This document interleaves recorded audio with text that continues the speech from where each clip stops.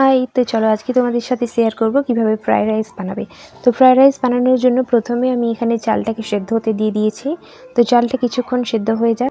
এখানে কিন্তু আমি গাজর, ক্যাপসিকাম এবং বিনসগুলোকে নিয়ে নিয়েছি।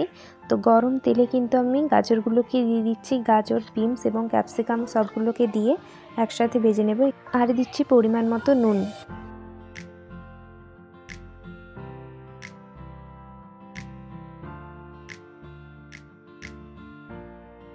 কিছুক্ষণ নাড়াচাড়া করে এটাকে ঢাকা দিয়ে দেব সেদ্ধ হয়ে যাওয়ার জন্য।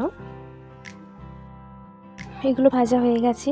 তো এরপরে কড়াইতে আমি পরিমাণ মতন ঘি ইউজ করছি। তোমরা চাইলে সাদা তেলও ইউজ করতে পারো।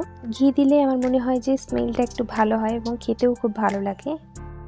এরপরে আমি আগে থেকে ভিজিয়ে রাখা কিশমিশগুলোকে দিয়ে দিচ্ছি আর কাজুগুলোকেও এখানে দিয়ে দেব। এরপরে এগুলোকে লাল লাল করে ভেজে নিতে হবে।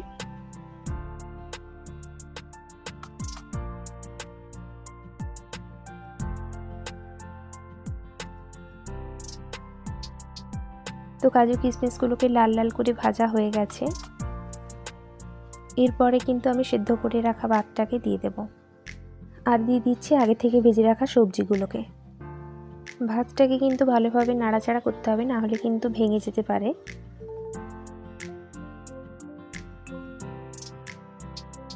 নুনটা যেহেতু আমরা সবজির সাথে অ্যাড করেছিলাম, তো নুনটাকে আর দিলাম না। এখানে চিনিটাকে কিছুটা গুঁড়ো করে নিয়েছি।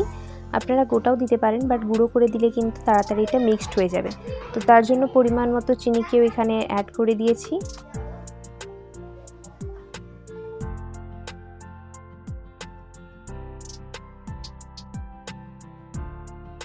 এরপরে গোটা গরম মশলাটাকে আমি এখানে একটু গুঁড়ো করে নিয়েছি।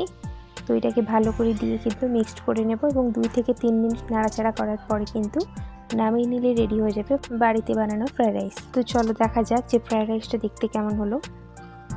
তো কেমন হয়েছে তোমরা অবশ্যই জানিও। ট্রাই না করে থাকলে কিন্তু অবশ্যই ট্রাই করো এবং পরবর্তী ভিডিওর জন্য চ্যানেলটাকে সাবস্ক্রাইব করতে হবে। তো চলো, বাই বাই।